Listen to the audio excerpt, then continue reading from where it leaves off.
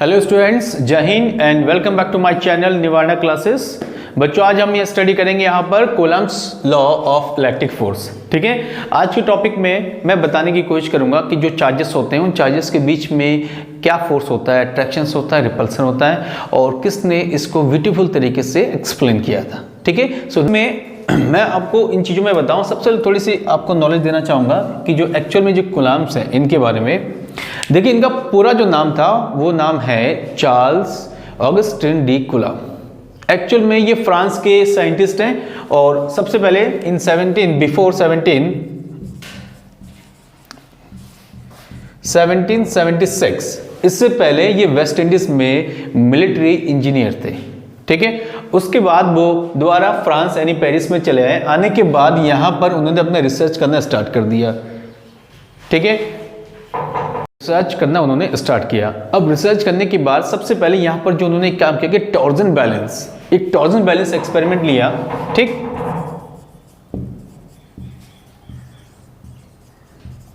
Torsion balance basically देखो बच्चों, torsion balance क्या होता है कि टॉर्जन बैलेंस इस टाइप की एक स्ट्रक्चर होती है।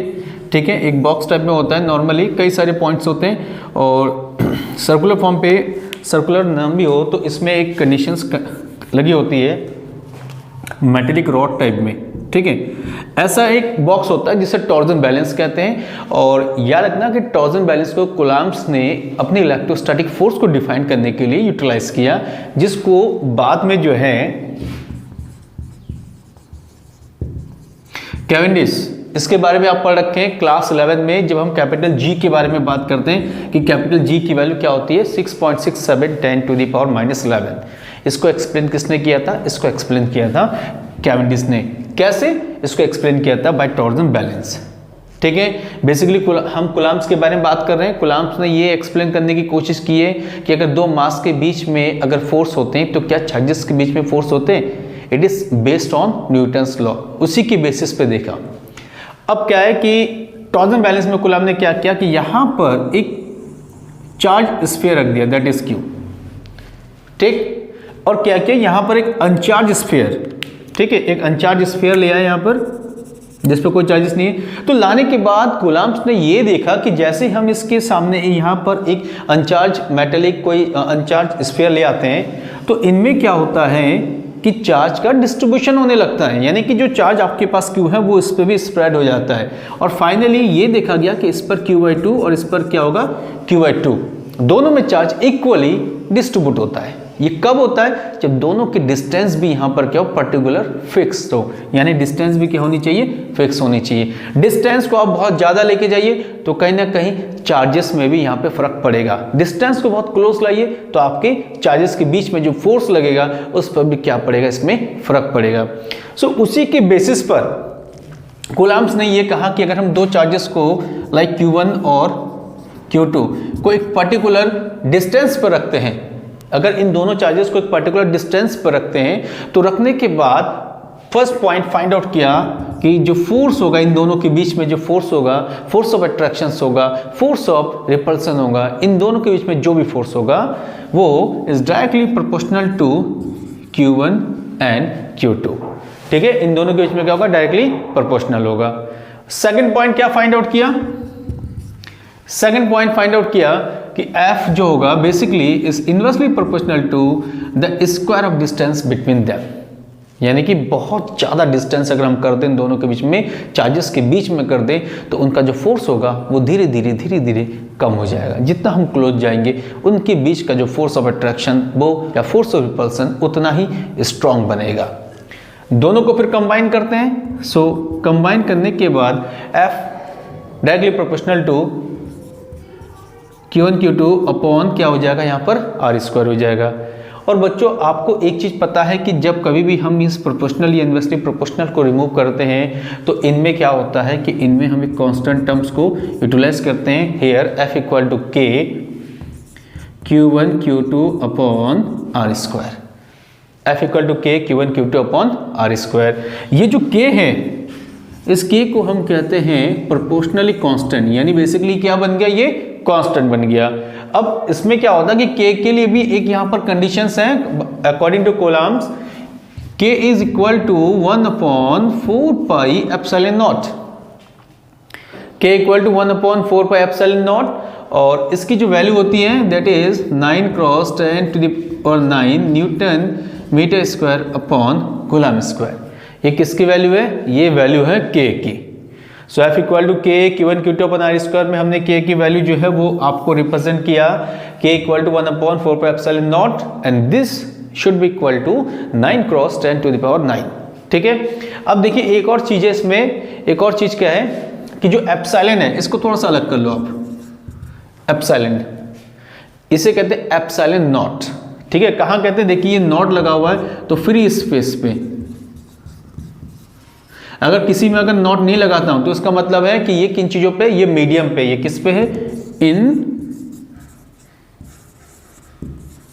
मीडियम, फ्री स्पेस और ये मीडियम, दोनों के लिए वैल्यू सेम होती है 8.85 10 टू द पावर -12।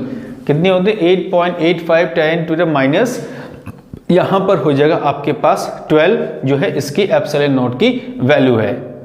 ठीक है, कूलम, और इसको यूनिट होगा c square upon n metre square. अब क्या है कि ये जो मैंने आपको बताया Coulomb's law of electrostatic force, यानी इलेक्ट्रोस्टैटिक फोर्स चार्जेस के बीच में कूलम्स का ऑब्जर्वेशन क्या था, उसका एक्सपेरिमेंट क्या था, बच्चों मैंने इसमें बताया है। इसी के अंदर मैं एक और चीज आपको बताने जा रहा हूं और वो है Coulomb's law in vector form. अब वेक्टर फॉर्म पे देखिए बच्चों क्या होगा पहले। ठीक है, अब इसको देख लीजिए फिर वेक्टर लॉ में हम चलते हैं इसमें। ठीक है बच्चों, नेक्स्ट टॉपिक के लिए आप एक काम कीजिए, तब तक जल्दी से इसको आप नोट कर लीजिए, उसके बाद हम Coulomb's law in vector form पे बात करते हैं। अब देखिए इसके बाद बच्चों Coulomb's law in vector form. अभी जस्ट मैंने आपको कूलम्स के बारे में बताया कि उसका बेसिक फॉर्मूला क्या है, F equal to k Q1 Q2 upon R square. ठीक है, ये इसका बेसिक फॉर्मूला मैंने आपको बताया। अब मैं बात करूंगा Coulomb's law in vector form. अब देखिए बच्चों Coulomb's law in vector form पे आप एक काम करते हैं। ठीक है, हम दो स्टेप में इसको कंप्लीट करेंगे। पहला स्टेप देखिए, स्टेप नंबर फर्स्ट में, that is Q1 and this one is Q2।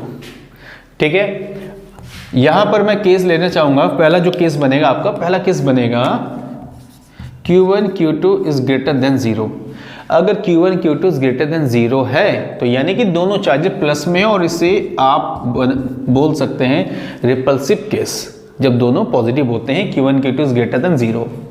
यहां क्या होगा देखिए, दोनों की डायरेक्शन जो होगा, अब ये जो फोर्स हमारे पास है वेक्टर फॉर्म होता है, ऑब्वियसली आपको वेक्टर फॉर्म पे डायरेक्शन तो ये बन जाएगा F1 2 यानी 2 का 1 पर, 1 का 2 पे जाएगा तो फोर्स यहाँ पे हो जाएगा F2 1। ठीक है, दोनों के फोर्स की डायरेक्शन एक दूसरे के क्या हो जाएगी यहाँ पर? Opposite, when Q1 Q2 is greater than 0।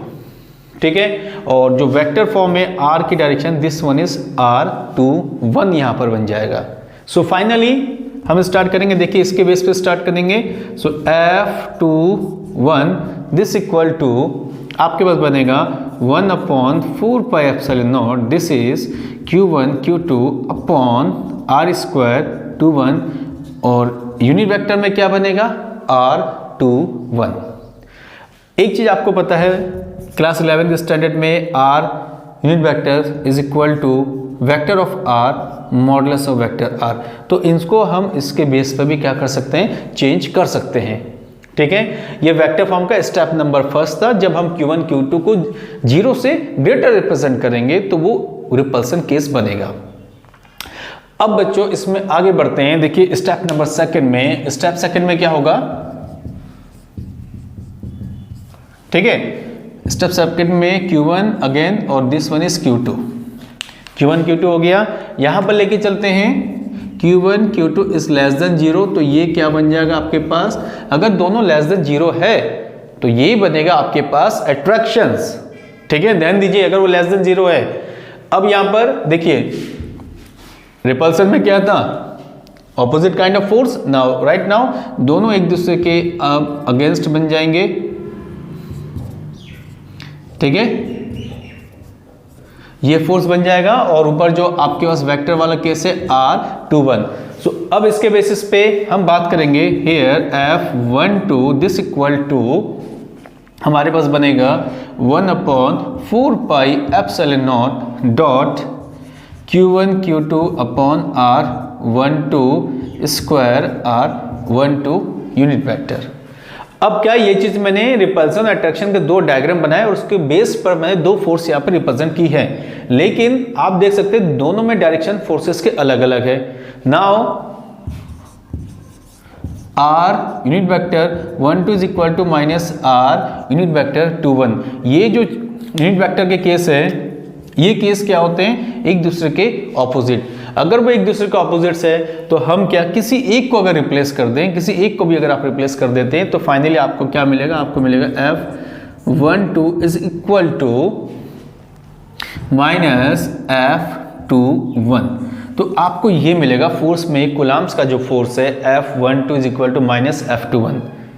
याद करिए क्लास 11 में, क्लास 9 में आपने न्यूटन्स के थर्ड लॉ को स्टडी किया है। उसमें हम क्या स्टडी करते हैं, हम ये स्टडी करते हैं F A B is equal to minus F B A, यानी ए और बी जब दो बॉल को लेके चलते हैं तो सेम काइंड जब आप चार्ज को लेके चल रहे हो F12 is equal to minus F21 अगर आपको मिल रहा है तो इसका मतलब क्या है कि this also represent Newton's third law. यानी किसको रिप्रेजेंट कर रहा है, न्यूटन्स थर्ड लॉ। जितना फोर्स 2 का 1 पे होगा उतना फोर्स 2 का 1 पर होगा, बट कौन सी डायरेक्शन, ऑपोजिट डायरेक्शन में। तो बच्चों ये आज मैंने आपको यहाँ पर कूलम्ब्स के बारे में बताने की कोशिश की है और आज के वीडियो में हमने आपको एक्सप्लेन किया है कि आप बेटर से बेटर तरीके से एक्सप्लेन करने की कोशिश कीजिए कि आप हमारी इस वीडियो के थ्रू जो टॉपिक्स हैं, जो डाउट्स है उसको आप क्लियर कर सकते हैं। और वीडियो अगर आपको अच्छा लगा तो सबसे पहले रिक्वेस्ट करता हूँ कि हमारे चैनल को सब्सक्राइब जरूर करें और वीडियो को देख कर अपनी जो फीडबैक है हमारे कमेंट बॉक्स पे जरूर दें। कल फिर हाजिर होंगे हम एक और नए वीडियो के साथ। Thank you, bye.